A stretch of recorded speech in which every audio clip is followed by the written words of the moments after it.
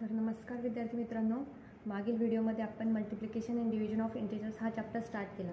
तर त्यामध्ये आपण मल्टिप्लिकेशन ऑफ इंटिजर बघितलं. तर आजच्या व्हिडिओमध्ये आपण डिव्हिजन ऑफ इंटिजर्स हा टॉपिक कंटिन्यू करणार आहोत.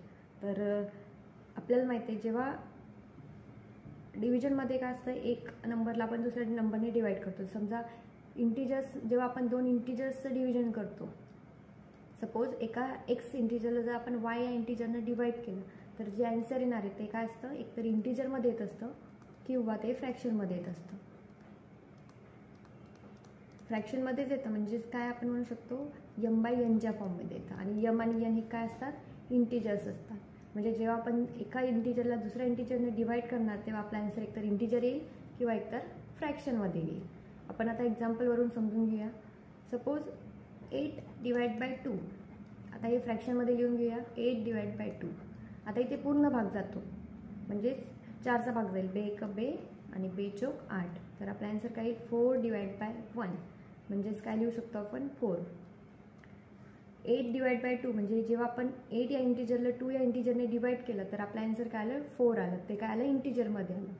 आता दुसरं एक्झाम्पल समजून घेऊया. 7 डिवाइड बाय 3.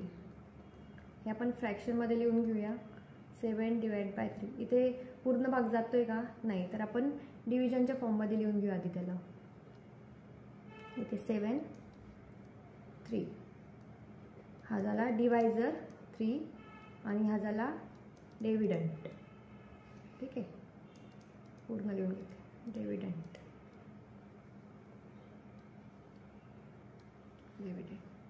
आता 3 2 जार 6, 3 दुनी 6, उरला 1. आता परत भाग जाऊ शकतो का, नाही. तर आपला जो आन्सर हे 2, जो क्वोशंट आहे तो काय, 2. हा काय आपला क्वोशंट. आणि रिमाइंडर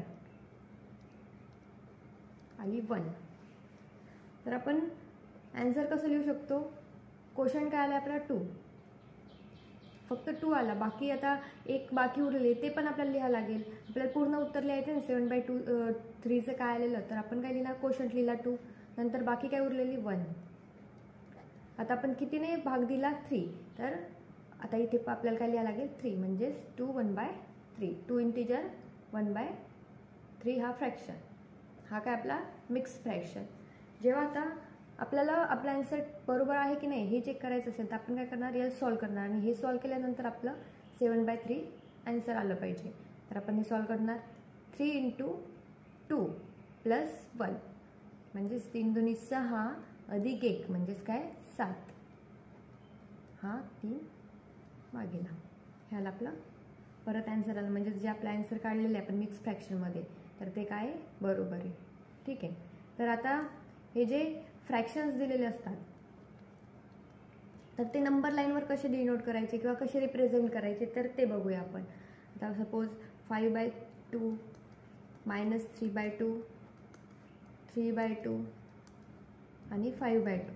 आता हे जे फ्रॅक्शन आहे ते आपल्याला नंबर लाईनवर रिप्रेझेंट करायचे. तर आपण ते कसे दाखवणार, तर त्यासाठी आधी आपण नंबर लाईन काढून घेऊया. इथे मध्ये 0, 0च्या लेफ्ट साईडला निगेटिव्ह इंटिजर्स, -1 -2 -3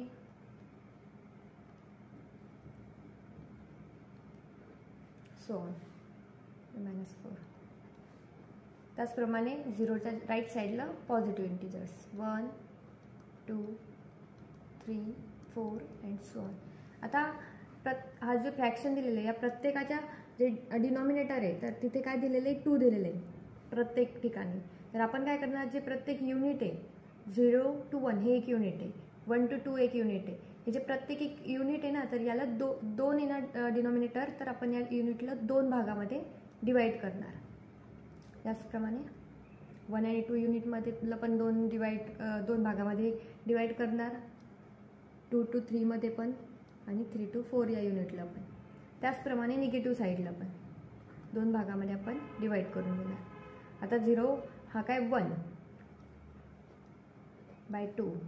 इथे काय येणार 2 बाय 2 म्हणजेच इथे काय आला 1. ठीक आहे.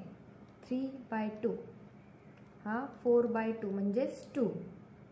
5 बाय 2 6/2 म्हणजेच 3, इथे 7/2 आणि इथे 8/2 म्हणजेच काय 4. त्याचप्रमाणे निगेटिव्ह साईडला पण करून घ्या. हे काय येईल -1/2 -2/2 म्हणजेच -1 -3/2 -4/2 म्हणजेच -2 -5/2 -6/2 म्हणजेच -3 -7/2 आणि इथे -8/2 म्हणजेच -4. आता आपल्याला कुठले फ्रॅक्शन्स दाखवायचे नंबर लाईनवर -5/2.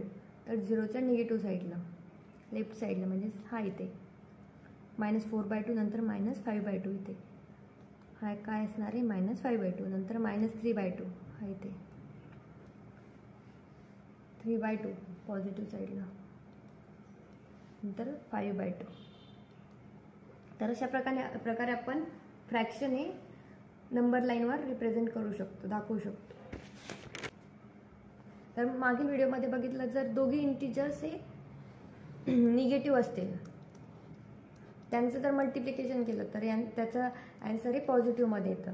आणि जेव्हा दोघी इंटिजर्स हे पॉझिटिव्ह असेल आणि त्यांचे जर मल्टिप्लिकेशन केलं तर ते पण ॲन्सर काय असतं पॉझिटिव्हमध्ये येतं. आणि थर्ड रूल बघितला होता की एक जर पॉझिटिव्ह असेल आणि दुसरा इंटिजर निगेटिव्ह असेल आणि त्यांचं जर मल्टिप्लिकेशन केलं तर ॲन्सर काय येतं निगेटिव्हमध्ये येतं. तर यावरून आपण असं सांगू शकतो, जेव्हा दोघी इंटिजर्स हे सेम साईनचे असतील, म्हणजे दोघी निगेटिव्ह किंवा दोघी पॉझिटिव्ह असतील, तर जे ॲन्सर येतं ते काय असतं पॉझिटिव्हमध्ये येतं. आणि जेव्हा एखाद्याची साईन पॉझिटिव्ह दुसऱ्याची निगेटिव्ह किंवा एखाद्याची निगेटिव्ह दुसऱ्याची पॉझिटिव्ह असेल तर तेव्हा ॲन्सर काय येतं निगेटिव्हमध्ये येतं. तर हे जे मल्टिप्लिकेशनचे रूल आहे सेम आपल्याला डिव्हिजनमध्ये पण अप्लाय होतात. हेच रूल आपल्याला डिव्हिजनमध्ये पण अप्लाय करायचे. तर आता आपण दोन नंबर घेऊया, -1 × -1. ठीक आहे. आता आपल्याला माहिती आहे जेव्हा दोघी मायनस असतील तेव्हा ॲन्सर काय येतं पॉझिटिव्हमध्ये येतं. आता 1 × 1 1, दोघी मायनस आहे म्हणून ॲन्सर काय येणार आहे पॉझिटिव्हमध्ये. पॉझिटिव्हची साईन दिली नाही तरी चालते. आता दोघी साईडला जेव्हा मी -1ने डिवाईड करणार, आता इकडे -1ने डिवाईड केलं तर इक्वेशन बॅलन्स राहण्यासाठी मला इकडे पण -1ने डिवाईड करावं लागेल. -1 गेट कॅन्सल. -1 = 1/-1. म्हणजेच आपण हे काय कसं लिहू शकतो -1 = -1/1. ठीक आहे. म्हणजे यावरून आपण असं लिहू शकतो, हे एक्झाम्पल असं पण लिहू शकतो आपण इक्वेशन -1/1 = -1. म्हणजे जेव्हा केव्हा -1/1 असेल तेव्हा = आपण -1 लिहू शकतो. म्हणजे डिनॉमिनेटरचा जो 1 आहे तो लिहिला नाही तरी चालतो. म्हणजे आता हे आपलं 1च्या ह्याच्यात लिहिलं, तर एखादा आपण नंबर घेऊन बघूया. आता जर मी 3ने मल्टिप्लाय केलं बोथ साईड इक्वेशनच्या तर ते काय येईल, इथे 3ने इंटू करते, इथे पण 3ने इंटू करते. म्हणजेच हे काय येईल -3/1 = -3. म्हणजे कुठला पण नंबर असा जर असेल -3 किंवा 4/1 तर आपण तो नंबर लिहू शकतो. ठीक आहे. म्हणजे आता -3/1 आहे तर आपण -1 लिहिला. त्याचप्रमाणे एखादा नंबर असेल 144/1 तो पण आपण काय लिहू शकतो 144. ठीक आहे. तर अशा प्रकारे आपले डिव्हिजन्सचे काही टॉपिक्स होते दिलेले ते आपण समजून घेतले. तर आपण आता प्रॅक्टिस सेट 9 बघणार. प्रॅक्टिस सेट 9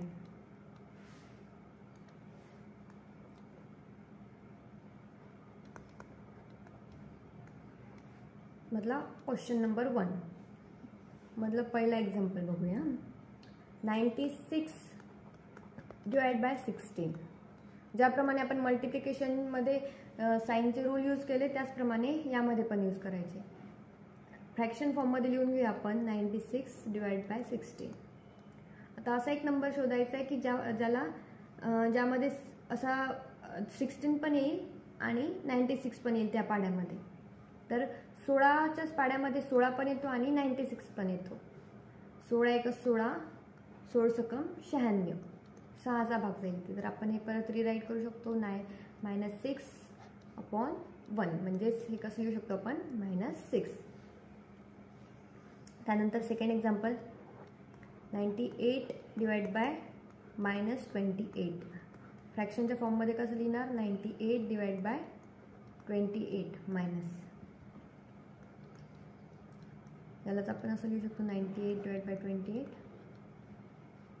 आधी आपण 2ने भाग देऊन घेऊ, कारण की दोघीच्या शेवटी इवन नंबर आहे 8 त्यामुळे आपण 2 याला भाग देऊ शकतो. 2 चोक 8 उरला 1, 2 नवा 18 आणि 2 2 चोक 8 म्हणजेच काय आलं आपलं -49 डिवाइड बाय 14. आता 7च्या पाड्या 14 पण येतात आणि 49 पण येतात, म्हणजेच काय 7 1 7 7 2 14 7 7 49 -7/2. आता इथे परत भाग जातो का नाही, तर हेच आपलं काय आहे फायनल आन्सर आहे, फायनल फ्रॅक्शन आपलं. ठीक आहे. नंतर एक्झाम्पल नंबर 3 -51 डिवाइड बाय 68. फ्रॅक्शनच्या फॉर्ममध्ये लिहून घेऊ आपण आधी. -51/68 इज इक्वल टू, आता इथे 17चा भाग जाईल दोघी साईडला. 17 1 17 17 चोक 68 आणि 17 त्रिक 51 म्हणजेच काय -3/4. हे आपलं फायनल आन्सर असणार. त्यानंतर एक्झाम्पल नंबर 4 38 डिवाइड बाय -57. फ्रॅक्शनच्या फॉर्ममध्ये लिहून घेऊया. 38 divide by -57 which is equal to -38/57.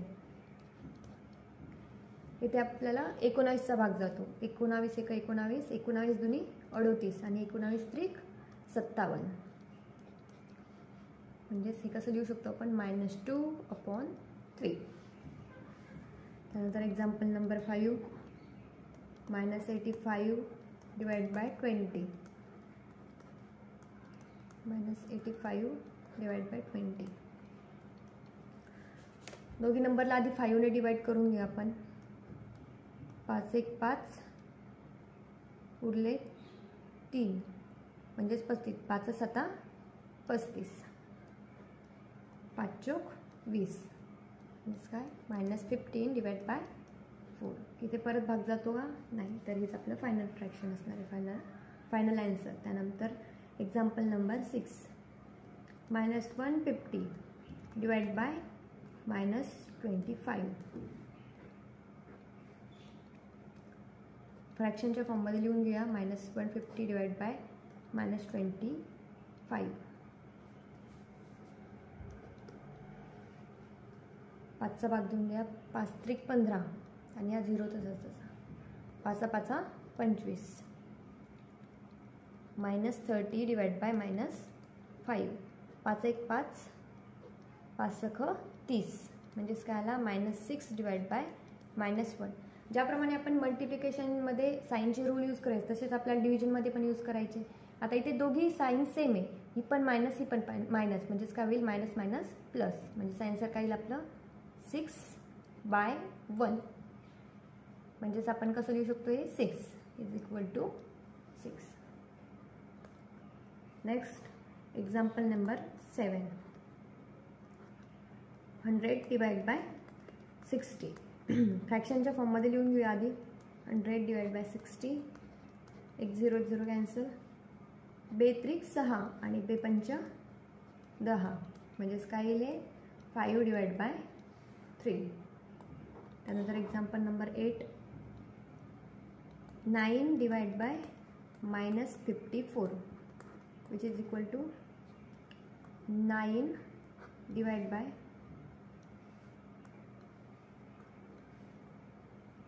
-54 which is equal to इथे 6चा भाग जाईल. 9 1 9 9 6 54 म्हणजेच इथे -6. ठीक आहे. तर या आपण याला याप्रमाणे लिहू शकतो -1/6. Next 9 78 divide by 65. फ्रॅक्शनच्या फॉर्ममध्ये लिहून घेऊ. 78 divide by 65 which is equal to दोघी नंबरला 13ने भाग जाईल. 13 सकम 78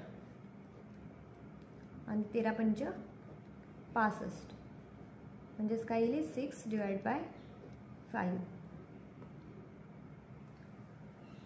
त्यानंतर 10th नंबरचं एक्झाम्पल -5 डिवाइड बाय -315.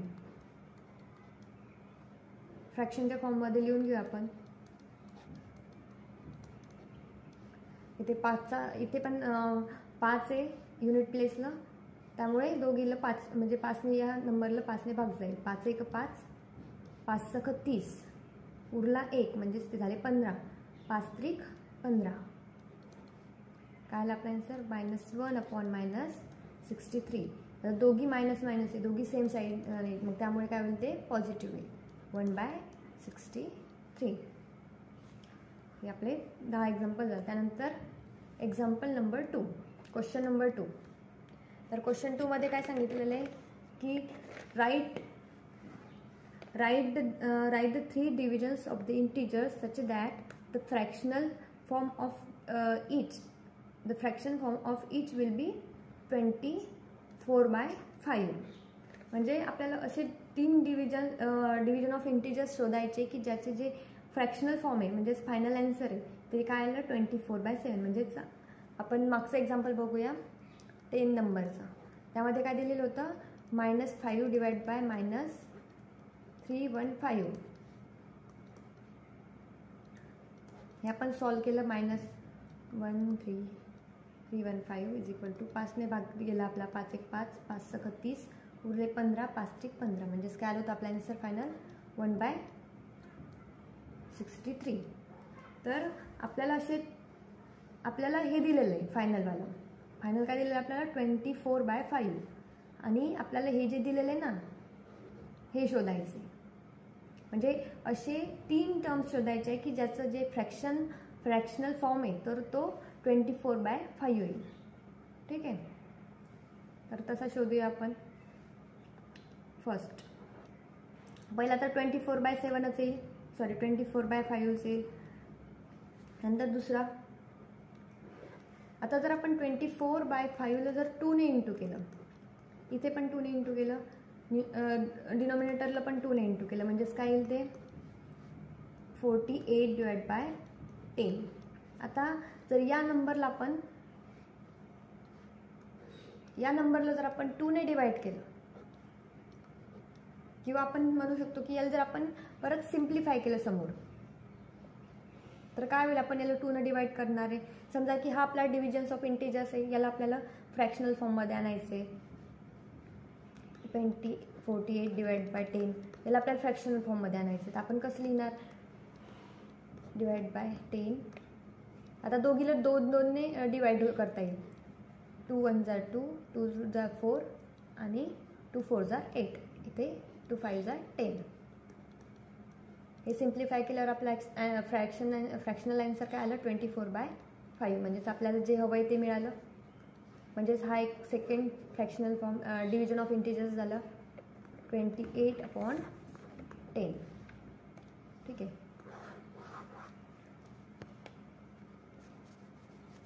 त्यानंतर ज्याप्रमाणे आपण 2ने इंटू केलं त्याप्रमाणे आपण नंतर 3ने मल्टिप्लाय करू. 24/5 जर दोघीला आपण 3ने मल्टिप्लाय केलं, 3 चौक 12, 12शी 2 चला 1, 3 2 6 1 7, 72 आणि 5 3 15, 72 divide by 50.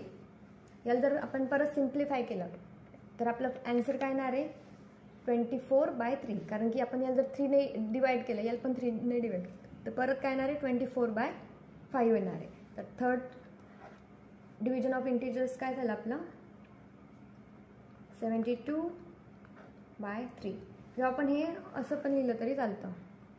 24 divide bye 5, second 48 divide by 10, third is 72 divide by 15. Sorry 3 नाही, इथे 15. म्हणजे जेव्हा आपण या डिव्हिजन्सला सिम्प्लिफाय करणार आणि फ्रॅक्शनल फॉर्ममध्ये आणणार तर त्याचं आन्सर काय येणार आहे आपलं 24/, तिघींचं काय येणार आहे 24/7. जर आपल्याला अजून एखादी टर्म हवी असेल तर आपण 24/5. आता इथे आपण 1 पहिले 1ने इंटू केलं, 2ने इंटू केलं, नंतर 3ने इंटू केलं, तेव्हा हे आलं. आता जर आपण दोघी साईडला -2ने इंटू केलं तर काय येईल ते 24 × 2 48, परंतु काय मायनस 2 काय आहे मायनस, 1 प्लस 1 मायनस असेल तर आन्सर काय येतं मायनसमध्ये येतं. आता 1 5 दुनी 10, 1 प्लस 1 मायनस तर आन्सर काय येईल मायनसमध्ये. तर आपण ही एक टर्म लिहू शकतो 48 मायनस 48 डिवाइड बाय -10. यल पण आपण सिम्प्लिफाय केलं तर आपला आन्सर काय येणार आहे 24/5. ठीक आहे. क्वेश्चन नंबर 3 सेम क्वेश्चन आहे, फक्त आपल्याला मागच्या एक्झाम्पलमध्ये 24/5 हवं होतं फ्रॅक्शनल फॉर्म, आणि या एक्झाम्पलमध्ये आपल्याला काय पाहिजे -5/7 हा फ्रॅक्शनल फॉर्म आला पाहिजे 2 डिव्हिजनचा. ठीक आहे. अशा 3 टर्म्स हव्या आहेत आपल्याला. तर आपण काय करणार, सेम मागच्या एक्झाम्पलप्रमाणे सॉल्व करणार. -5/7ला जर आपण 2 ने इंटू केलं तर काय येणार 5 दुनी 10, परंतु 1 प्लस 1 मायनस असल्यामुळे -10, 7 दुनी 14. तर पहिली टर्म काय आली आपली -10 डिवाइड बाय 14. नंतर -3 ने इंटू करूया, 5 त्रिक 15, एक मायनस 1 प्लस असल्यामुळे -15 येईल, 7 त्रिक 21. सेकंड टर्म काय येईल आपली -15 डिवाइड बाय 21. नंतर -5/7ला जर आपण 4 ने इंटू केलं 5 चूक 20 -20, 7 त्रिक 21. ठीक आहे. तर थर्ड टर्म काय येईल आपली मायनस, इथे ब्रॅकेट लिहिलं तरी चालेल, -20 डिवाइड बाय 20, सॉरी 7 चूक 28, इथे 28 आहे, 28. तर आपल्या 3 टर्म काय येतील -10 डिवाइड बाय 14, -15 डिवाइड बाय 21 आणि -20 डिवाइड बाय 20. म्हणजे जेव्हा आपण ह्या तिघी टर्म जेव्हा सिम्प्लिफाय करणार तर तेव्हा आपलं जे फ्रॅक्शनलमधलं आन्सर येतं ते काय येणार आहे आपलं तिघांचं -5/7. Next question number 4. तर आपल्याला क्वेश्चन काय दिलेलं आहे, the fish in the pond below carry some numbers, choose any 4 pairs and carry out 4 multiplication with those number. Now choose 4 other pairs and carry out divisions with this number. तर आपल्याला काय करायचं आहे, जे खाली दिलेलं आहे फिश पॉन्ड तर त्यामध्ये काही फिश दिलेलं आहे विथ नंबर्स दिलेलं आहे. तर आपल्याला अशा 4 पेयर्स घ्यायचे आहेत नंबर्सच्या. तर त्या पेयर्समध्ये आपल्याला मल्टिप्लिकेशन करायचे आणि अजून 4 पेयर्स घ्यायचे, त्या पेयर्समध्ये आपल्याला डिव्हिजन करायचं. ठीक आहे. तर आधी आपण मल्टिप्लिकेशन करून घेऊया. First multiplication.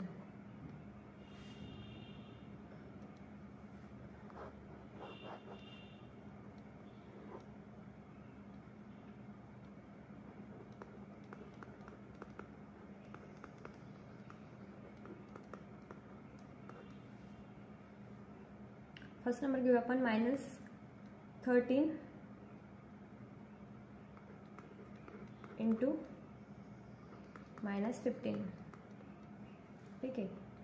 15 इंटू 13 195. दोघी साईन मायनस असल्यामुळे आपलं जे आन्सर येणार ते काय असणार आहे पॉझिटिव्ह असणार आहे किंवा प्लस पॉझिटिव्हमध्ये येणार आहे. Second -13 into -8.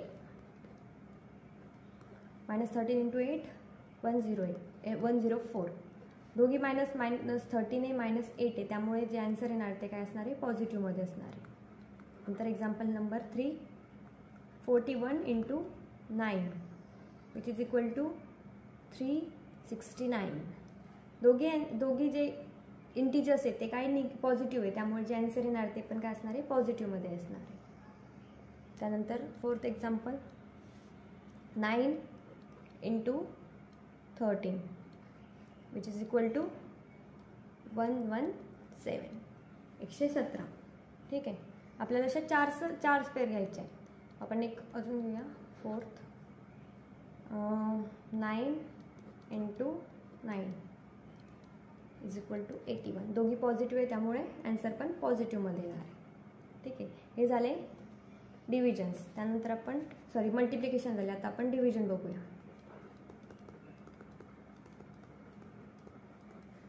First -18 divide by -8 fractional फॉर्ममध्ये लिहून घेऊया आपण आधी त्याला. -18 डिवाइड बाय -8.